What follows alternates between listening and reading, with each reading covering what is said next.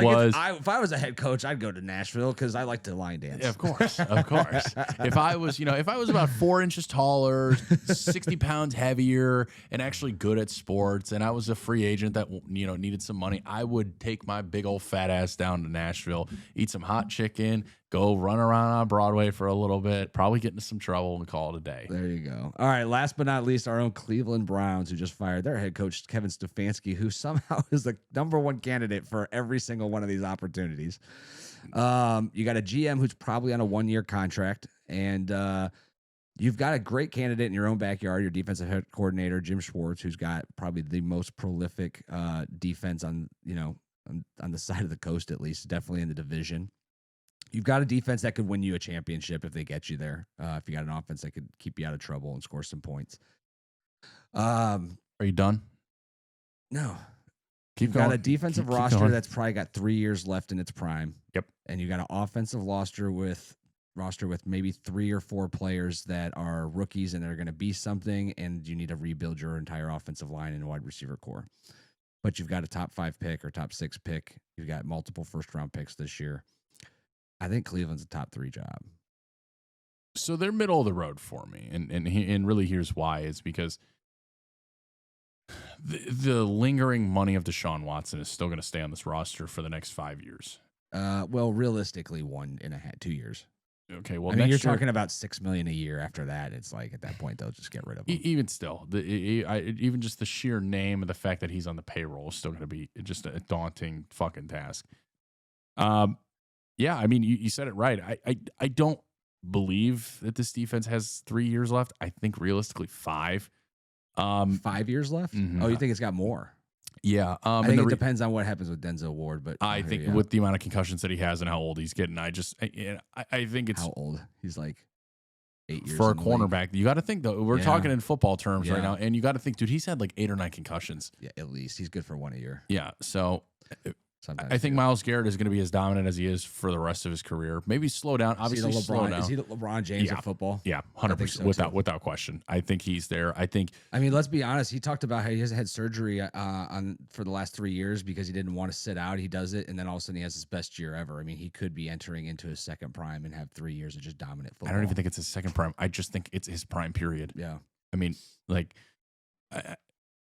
He's going to break the NFL record for most sacks. He's going to at some point. And I think he's going to be here for a very long time. I think this defensive line is young around him. Mason Graham, Mike Hall, Isaiah McGuire. Who do we pay? Just out of UAB. What am I thinking of? Alex Wright. Alex Wright, yeah. Alex Wright's still there. Tyson Campbell is still young. MJ Emerson is still young. Ronnie Hickman, Grant Delpit. Emerson's a free agent this year. Be interested to see what they're going to do with him after he missed all last year with that Achilles, I don't think right? I think it's a pretty Achilles or ACL something like that. I think it's a pretty easy. Hey, you sign this contract, you'll come back. I think nobody knows him. Nobody knows his medical situation better than Cleveland. Yeah, but even still, you have Carson Swessinger and JOK, and you got a decent. What do we think if JOK comes back? Holy shit, that defense is going to be nasty. I mean, look what Schwartz got out of freaking JOK before he got injured, and then look at what he got out of Devin Bush this year. I mean, Devin Bush, I think through PPF,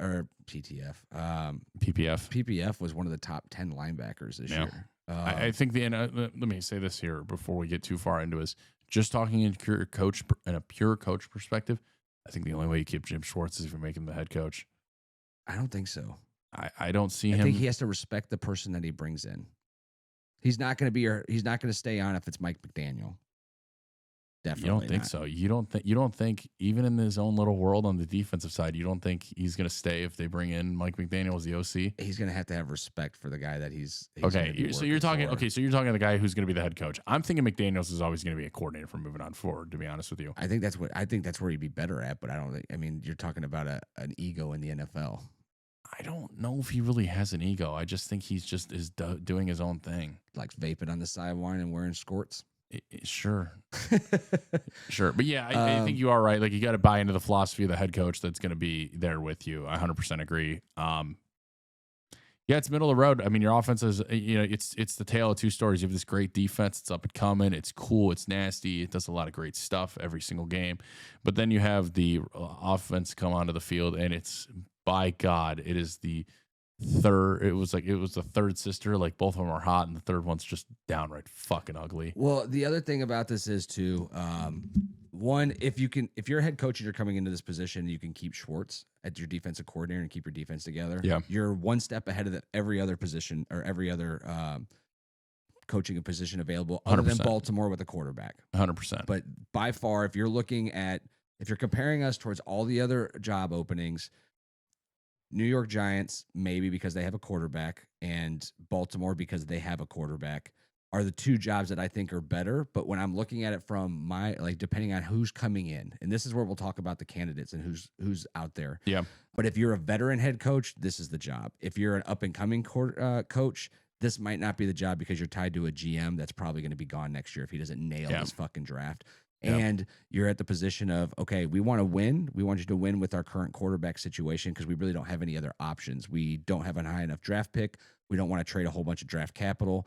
I'm not going to let Andrew Berry trade a whole bunch of draft capital. And we don't have the money because of the contract with Deshaun. So really your quarterback room is what it's at. Yeah. So you're either going to take this quarterback and turn him into a all-pro quarterback or starting quarterback, and you're going to win with this quarterback and we're going to build around him. Or you're going to tank next season and hope that the next GM that comes in doesn't fire you. So I think you're wrong. Okay, and here's why. I think just in terms of the what your quarterback room being said is, 100% agree with a lot of what you just said.